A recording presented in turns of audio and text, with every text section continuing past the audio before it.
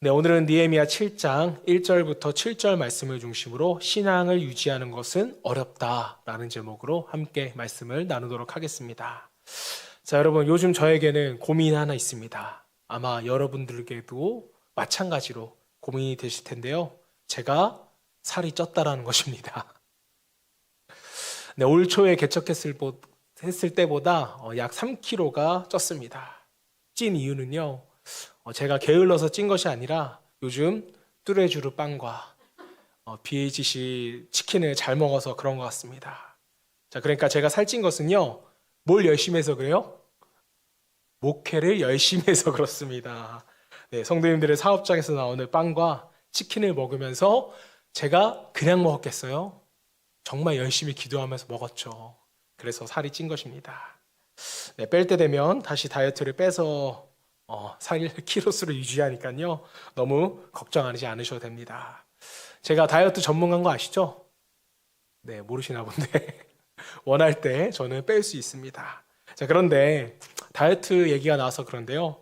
대부분의 사람들은요. 다이어트를 한다고 해도 90% 이상이 6개월 내지 1년 사이에 다시 돌아온다고 합니다. 그러니까 원래 키로수로 돌아오면 다행이죠. 더 많이 찌는 사람들이 대부분이라고 합니다.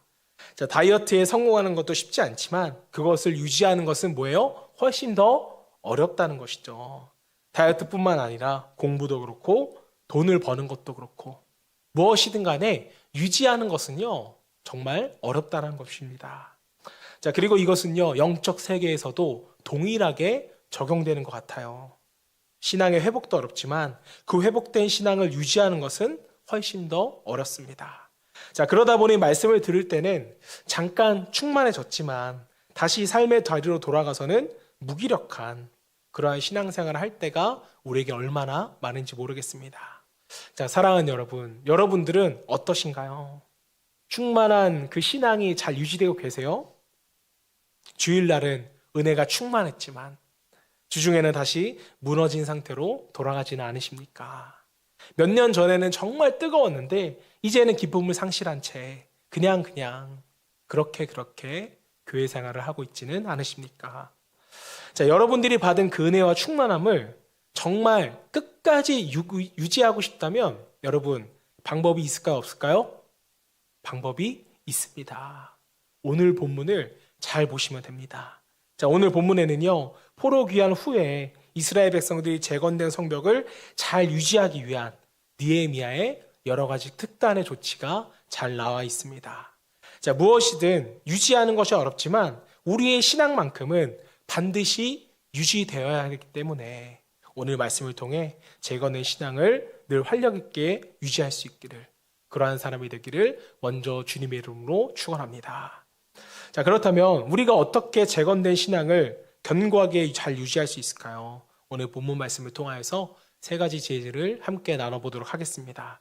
자, 첫 번째로 우리가 신앙을 유지하기 위해서는요, 깨어 자기의 믿음을 스스로 지켜야 할 필요가 있다는 것입니다. 뭐라고요?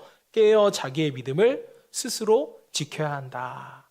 자, 성벽이 재건되고 나서 느헤미야가 제일 먼저 무엇을 합니까? 문지기를 세워서 치안에 집중하는 것을 보게 됩니다. 자, 왜 그랬을까요? 재건되는 것보다 중요한 것이 지키고 유지하는 것이기 때문이죠. 자, 하지만 지키는 것이 결코 쉽지가 않습니다. 본문 4절 말씀. 그 성읍은 광대하고 그 주민은 적으며 가옥은 미처 건축하지 못하였음이니라. 자, 보시면 여러분 지금 상황이 어때요? 성읍은 광대해요. 사람에 비해서 너무나도 큽니다. 또 주민은 적고 가옥은 미처 건축하지 못한 그런 상태였어요. 성벽만 겨우 재건됐을 뿐 그 성벽을 지킬 수 있는 재원은 턱없이 모자랐던 것입니다. 자, 이런 상황에서 성벽을 지키기란 쉽지가 않아요. 유지하는 것이란 너무 어렵습니다. 자, 그런데 느헤미야는 어떻게 성벽을 지킬 수가 있었을까요? 본문 3절에 그 비결이 나옵니다. 내가 그들에게 이르기를 해가 높이 뜨기 전에는 예루살렘 성문을 열지 말고 아직 파수할 때 곧 문을 닫고 빗장을 지르며 또 예루살렘 주민이 각각 자기가 지키는 곳에서 파수하되 자기 집 맞은편을 지키게 하라 하였노니. 자, 말씀을 보시면 느헤미야는요, 성벽을 지키기 위해서 두 가지 조치를 내리는 것을 볼 수가 있습니다. 자, 첫째는요, 성문을 늦게 열고 파수할 때는 일찍 닫는 것입니다. 지켜야 할 곳은 많고 사람은 적으니까 어때요? 지혜로운 방법이죠. 일찍 닫고 일찍 열고 또 파수하게 하는 것. 자, 하지만 이것 가지고는 성벽을 지킬 수가 없었습니다. 자, 그래서 느헤미야는 가장 중요한 조치를 하나 더 하는 것을 보게 돼요. 자, 그게 뭔가요? 예루살렘 주민들이 파수할 때 각각 자기 집 앞을 누가 지켜요? 자기가 지키게 하는 거예요. 우리 왜 눈 오거나 낙엽이 많이 떨어지면 자기 집 앞은 누가 청소해야 돼요? 자기가 청소해야 되잖아요. 마찬가지로 파수할 때 자기 집 앞은요, 자기가 지키게 하는 것입니다. 자, 무슨 말입니까? 깨어 자기 집은 자기가 스스로 지키도록 조치를 취한 것이었습니다. 자, 여러분, 여기에요, 신앙에 매우 중요한 원리가 담겨져 있습니다. 자, 자기 신앙을 지키고 유지하는 것은요, 누가 해야 된다는 거예요? 스스로 해야 된다는 거예요. 그 누구도 대신할 수 없다라는 것입니다. 자, 여러분, 우리의 신앙은요, 누군가에 의해서 보호받을 수는 있어요. 누군가 나를 위해 기도하면 문제가 해결되기도 하고, 누군가 나를 위해서 중보하면 질병이 치유되기도 합니다. 자, 하지만 타인에 의해서 내 신앙이 유지되어지지는 않는다라는 거예요. 우리의 가족, 또 자녀들도 마찬가지죠. 아무리 자녀를 위해서 기도는 할 수 있지만 그 자녀들에게 믿음이 생기려면, 또 믿지 않는 부모에게 신앙이 생기려면 본인이 직접 교회에 나가서 하나님과 1대1의 관계를 맺어야 하는 것입니다. 각자 개인의 신앙을 유지하기 위해서는 하나님께 1대1로 나와 깨어서 자신의 신앙을 지켜야 한 것입니다. 자, 어떻게 우리는 이 신앙을 지킬 수 있을까요? 어떻게 신앙을 유지할 수가 있을까? 그것은요, 매일 경건의 시간을 갖는 것입니다. 주로 우리는 경건의 시간 언제 갖죠?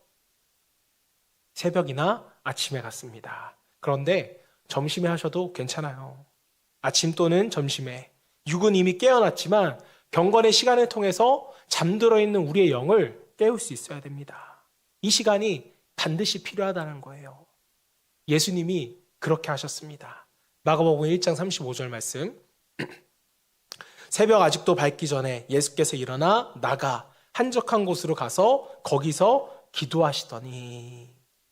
자, 이 말씀 때문에 여러분, 한국교회에 새벽 기도가 생겨나게 됐습니다. 가끔 삭제하고 싶은 말씀 구절이죠. 자, 언제나 예수님께서 예수님이 언제 일어나서 경건의 시간을 가셨다고요? 말씀을 보니까 새벽 밝기 전이었습니다. 예수님이 과연 전날에 푹 주무셨을까요? 아니에요.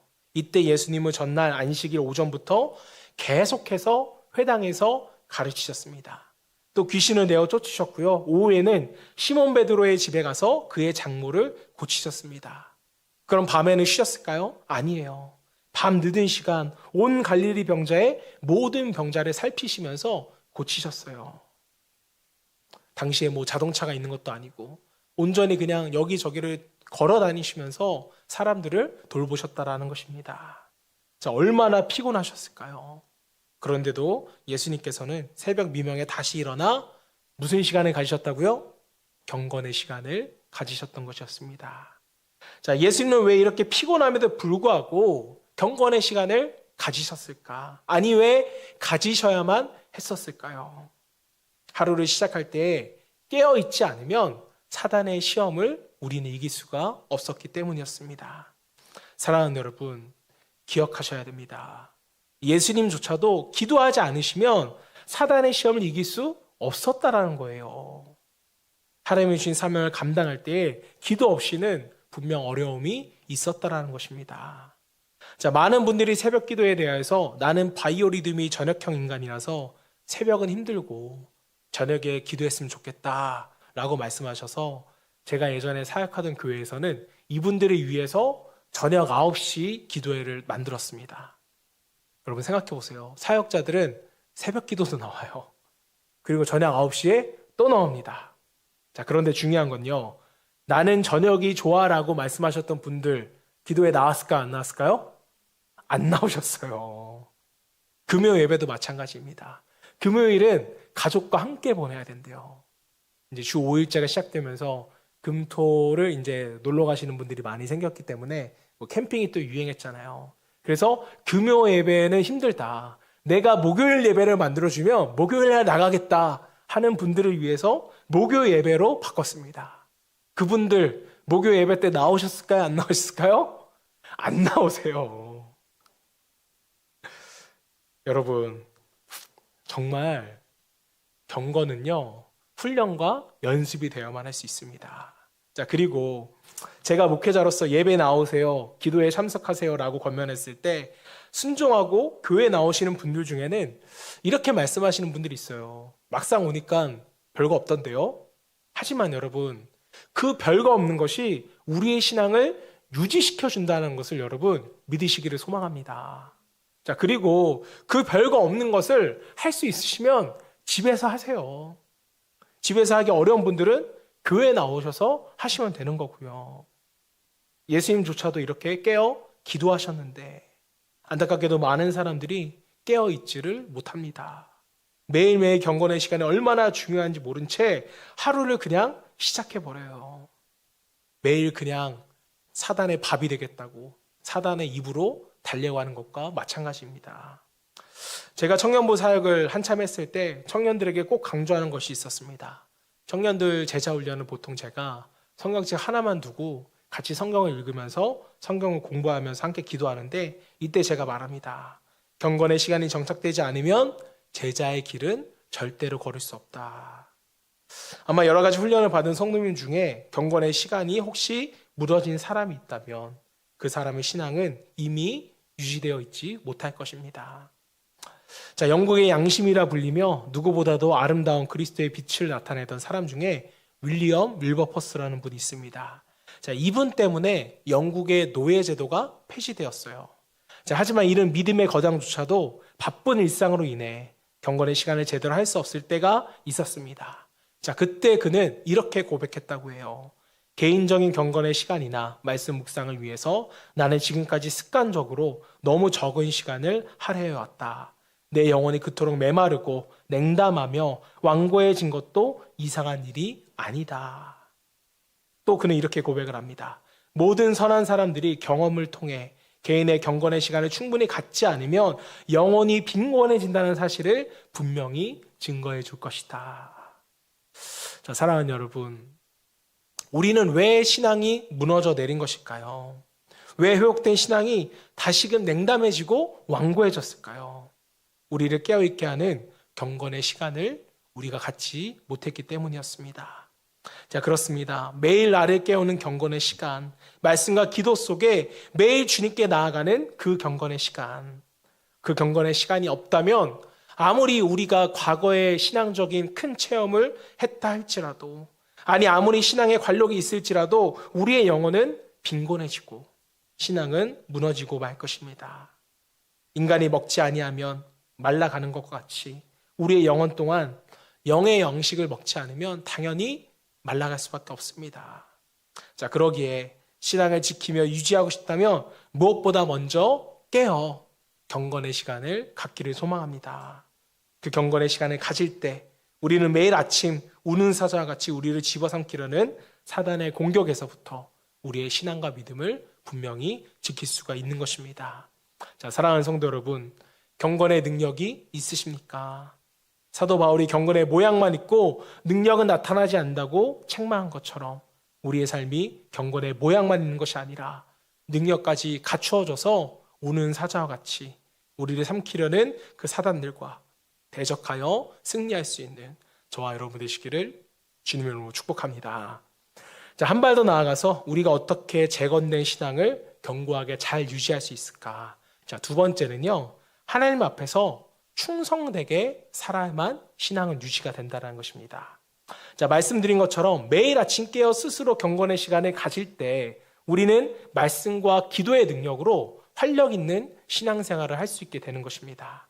자, 하지만 이게 쉬워요? 안 쉬워요? 안 쉽죠.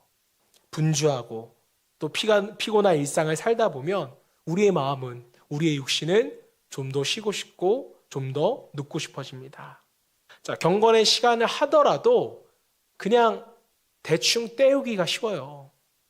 깊이 묵상하기보다는 형식적으로 하고 넘어갈 때가 많다라는 것입니다. 자, 지금은 이제 저희 교회는 개척을 하고 나서 모여 새벽 예배를 하는 것이 아니라 아침을 여는 묵상을 매일 온라인으로 하고 있지만, 자, 이전에 제가 새벽 기도의 말씀을 전할 때면 특히나 월요일 날 새벽에 말씀을 전하는 것은 정말 여러분 쉽지가 않습니다. 월요일은 여러분 목회자들이 쉬는 날이잖아요. 주일날 다들 정말 열심으로 사역하기 때문에 월요일만큼은 너무나도 피곤합니다. 자, 저도 월요일에 새벽에 알람이 울리면 그게 너무 힘들었는데 그때마다 사단이 저에게 속삭이는 거예요. 임 목사, 오늘은 그냥 쉬자. 모른 척하고 그냥 쉬어 라고 말하는데 저도 모르게 그냥 아멘이라는 소리가 나오더라고요. 순종의 열망이 막 저에게 올라옵니다. 하지만 그 사단의 말에 한 번도 순종한 적은 없었습니다. 자, 여러분, 사단은요 언제나 순종하기 쉬운 메시지를 우리에게 줘요. 너무나도 달콤한 유혹을 우리에게 줍니다. 자, 그래서 대부분 여기에 넘어가는 것이죠. 자, 하지만 넘어가지 않는 사람들도 분명히 있습니다. 어떤 사람들일까요? 바로 하나님 앞에서 충성된 사람은 이 유혹에 넘어가지 않습니다. 자, 본문 2절 말씀. 내 아우 하나니와 영문의 관원 하나냐가 함께 예루살렘을 다스리게 하였는데 하나냐는 충성스러운 사람이요 하나님의 경외함이 무리 중에서 뛰어난 자라. 자, 느헤미야가 성문 지키는 사람을 세우고 그들의 지도자로 누구를 세워요? 느헤미야의 아우 하나니야와 영문의 관원 하나냐를 세웁니다. 자, 왜 이들을 세웠을까요? 충성된 사람이었으니까요. 그럼 여러분, 충성이 뭘까요? 충성은 한결같은 것입니다. 마음의 중심이 늘 하나님께 향해서 조금도 흐트러짐이 없는 것, 그것을 바로 우리는 충성이라고 말합니다. 자, 여러분, 지금 본문이 무엇을 말하고 싶은 것일까요? 신앙을 지키고 유지할 수 있는 힘은 하나님을 향한 충성심에서 나온다라는 거예요. 다시 한번요. 신앙을 지키고 유지할 수 있는 힘은 어디서 나온다? 하나님을 향한 충성심에서 나온다. 자, 그 증거가 바로 오늘 본문의 명단이라는 것입니다. 자, 오늘 우리가 7절까지 읽었는데 73절까지 쭉 보시면 명단이 나와요. 그리고 이 명단은 그냥 명단이 아니라 충성된 사람들의 명단이라는 것입니다.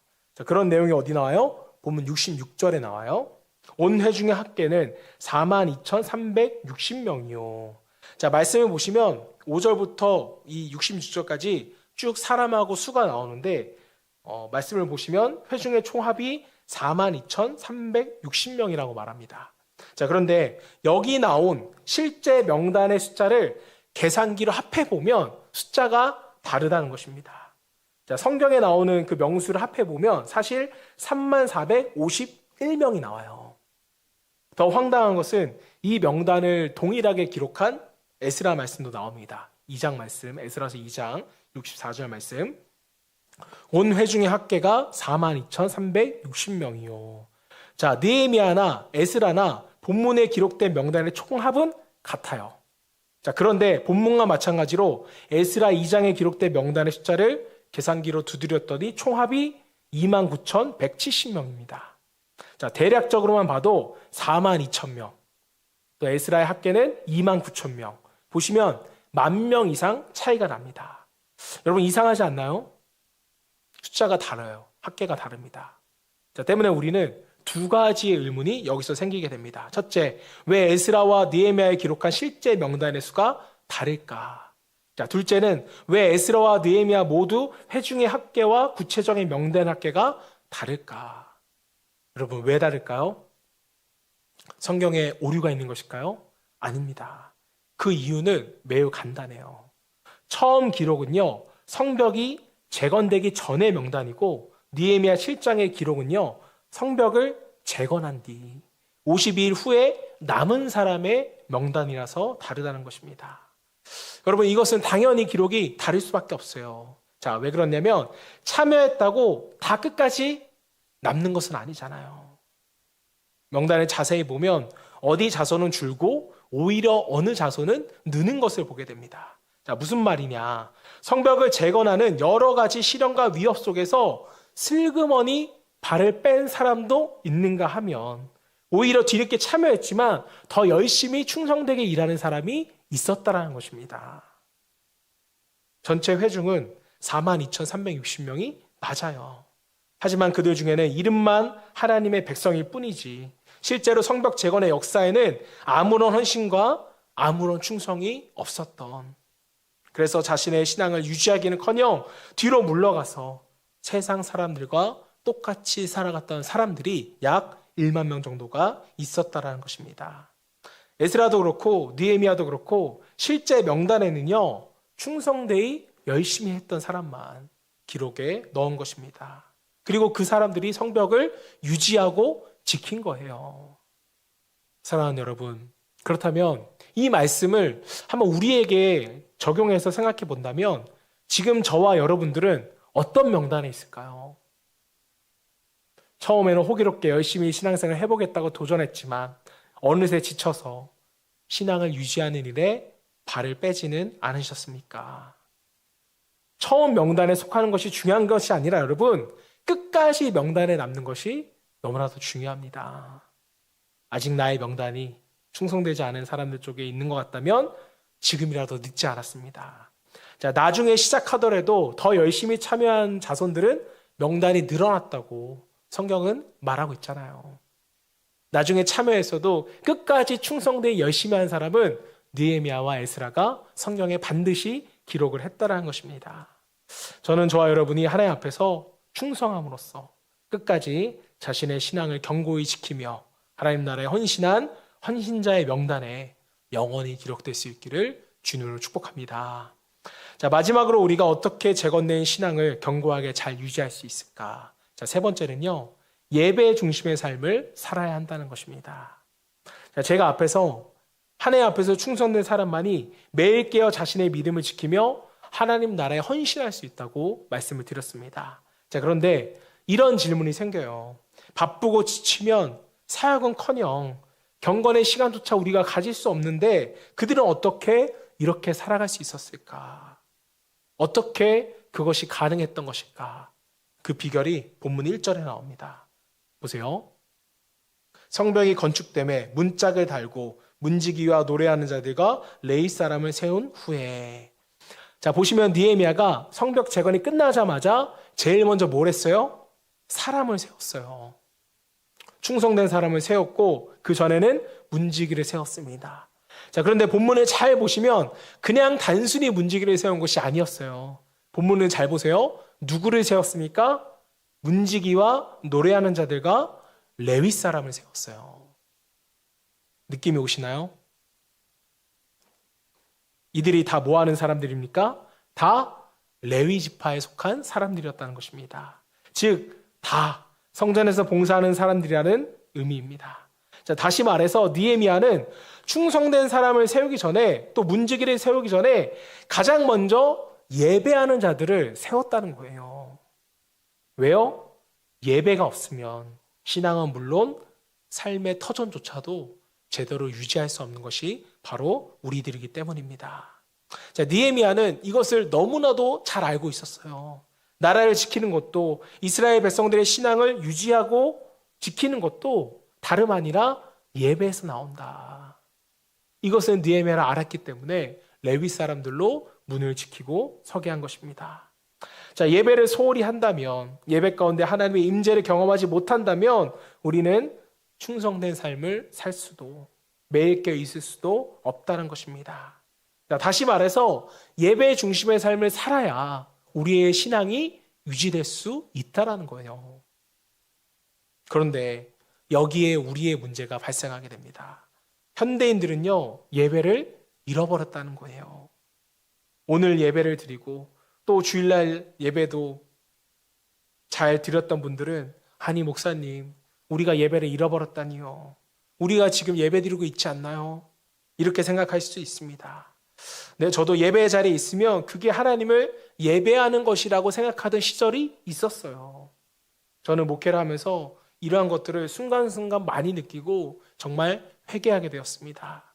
제가 이전 교회에서는 정말 교회 행정도 많이 하고 목회 비서도 하다 보니까 교회 강사님 교회 이렇게 행사나 또 부흥회가 있어서 강사님들이 오시면 이전보다 훨씬 더 분주했습니다. 강사 대접도 해야 되고 또 예배 준비로 이거저거 준비해야 되기 때문에 점검할 게 너무 많아서 다른 날보다 더 복잡했어요. 자, 그날도 저는 그렇게 예배가 잘 드려지게 하기 위해서 강사님을 접대하고 분주하게 움직였습니다. 자, 그런데 예배가 시작되는 그 시간에 잠시 묵상하며 기도하는데 하나님께서 어느 날 저에게 이렇게 물으시는 거예요. 임 목사, 너는 다른 이들을 예배하게 하느라 도무지 나를 예배하지 않는구나. 저는 너무 의아했습니다. 하나님, 뭐라고요? 제가 이렇게 예배를 열심히 준비했는데 그게 예배를 드리지 않는 것이라고요? 그런데 하나님이 저에게 주시는 음성은 이러했어요. 넌 늘 예배의 자리에 있지만 나를 늘 예배하지는 않아. 비록 저에게 하나님께 주시는 음성이지만 저를 통하여서 우리 모두에게 주는 하나님의 음성이라고 저는 믿습니다. 사랑하는 여러분, 지금 예배하고 계십니까? 예배는 무엇일까요? 정해진 시간에 교회에 나와서 찬송 부르고 기도하고 말씀 들으면 과연 그게 온전한 예배가 되는 것일까요? 아니, 다른 일로 인하여서 교회에 나오지 못하고 온라인으로 설교 말씀만 들으면서 예배를 때우는 것이 과연 예배가 될 수 있을까? 자, 물론 이렇게 말할 수 있어요. 하나님은 어디에나 계시잖아요. 그럼 거기서도 예배할 수 있는 것이 아닙니까?